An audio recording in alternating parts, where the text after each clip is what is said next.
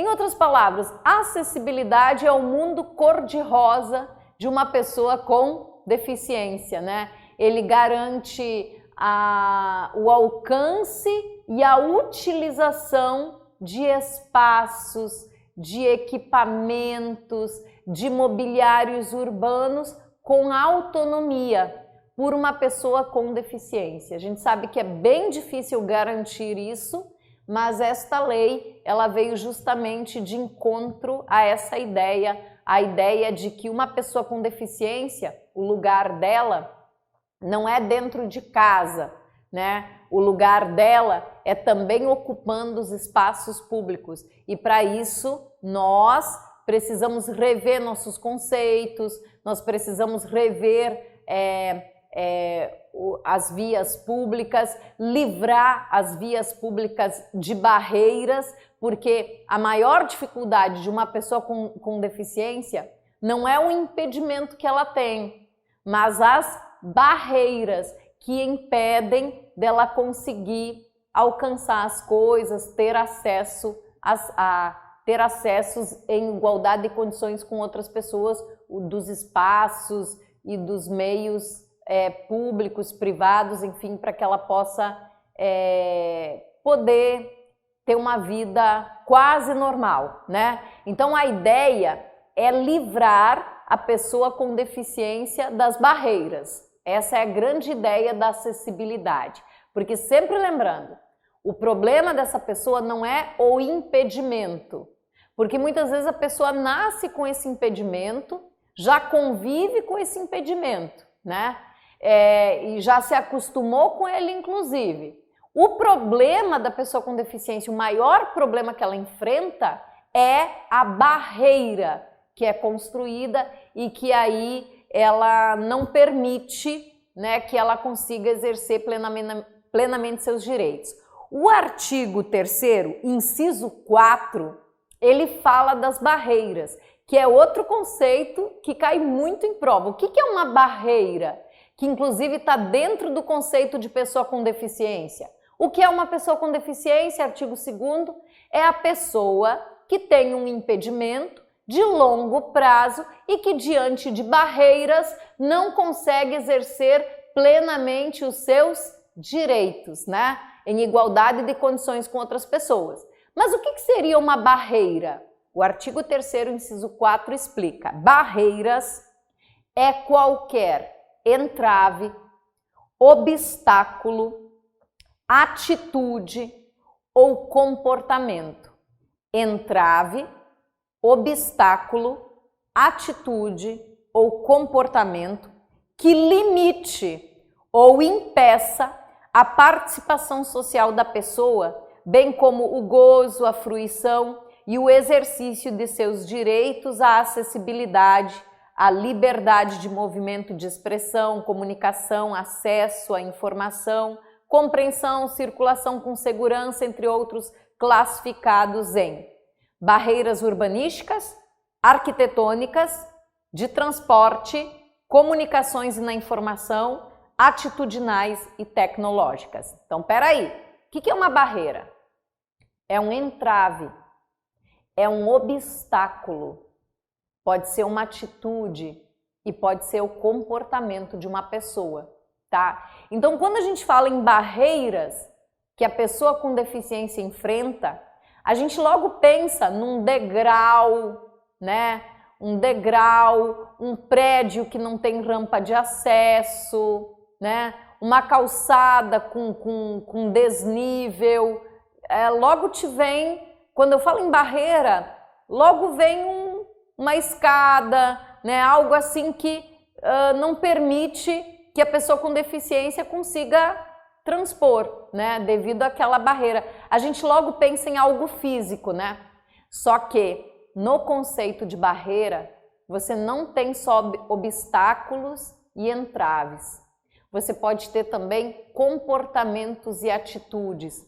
E às vezes as maiores barreiras que uma pessoa com deficiência enfrenta são justamente barreiras atitudinais, que são pessoas que dificultam a vida da pessoa com deficiência. são comportamentos preconceituosos, atitudes de discriminação, né? Então isso tudo também é considerado barreira. Entrave, obstáculo, comportamento, atitude que limite ou impeça a pessoa com deficiência de exercer os seus direitos aqui da cidadania, tá? E aí você tem vários tipos de barreiras e elas caem muito em prova. Então a primeira aqui, você tem barreira urbanística. Como seria uma barreira urbanística? São aquelas barreiras que você encontra nas vias públicas, né? Como eu te disse, uma calçada com desnível, né? Um degrau, um acesso ali sem rampa, né? Que a pessoa com deficiência consiga transpor. Portanto, as barreiras urbanísticas são aquelas encontradas nas vias e nos espaços públicos ou privados, mas abertos ao público.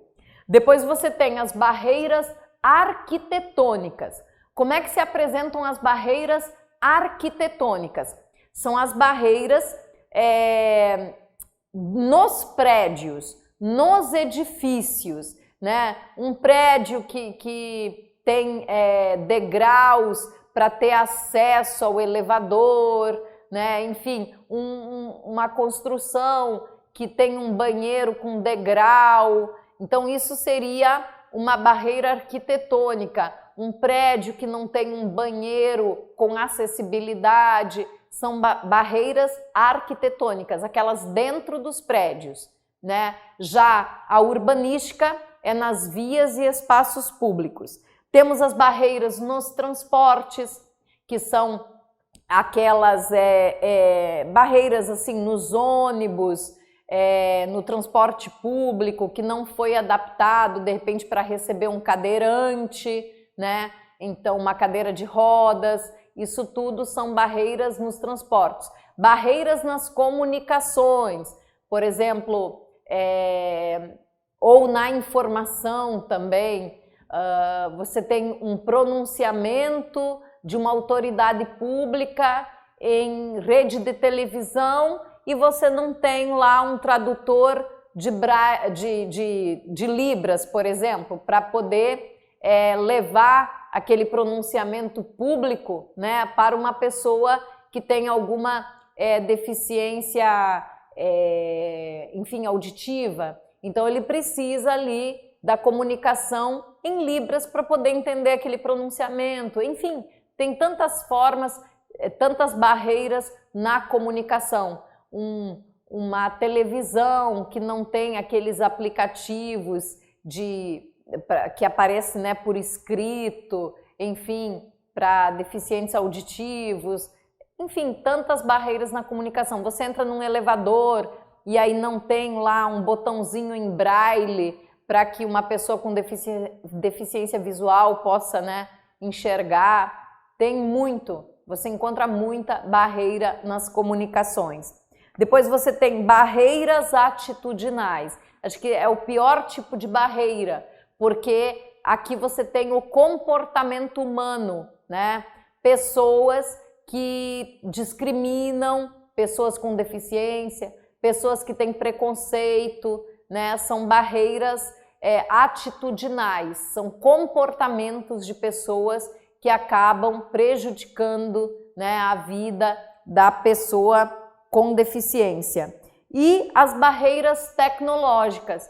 Às vezes a tecnologia está ali, ultra mega moderna, mas ela não atende pessoa com deficiência, né? As tecnologias, elas sempre precisam vir de encontro ao que a gente chama de desenho universal, que é o segundo conceito, né, muito interessante para a nossa lei e que cai muito em prova. O desenho universal é o seguinte: quando você cria algo, isso está diretamente relacionado à tecnologia, né, às criações, enfim.